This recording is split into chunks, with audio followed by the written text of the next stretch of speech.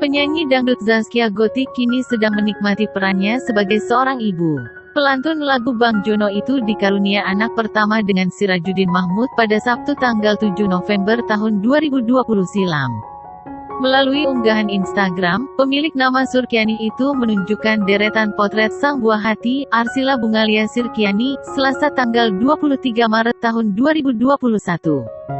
Tampak Bungalia mengenakan baju motif bunga berwarna pink, ditambah dengan topi warna senada. Bungalia memamerkan senyum manisnya yang sukses membuat gemas. Sederet warganet memuji kecantikan putri Zaskia Gotik.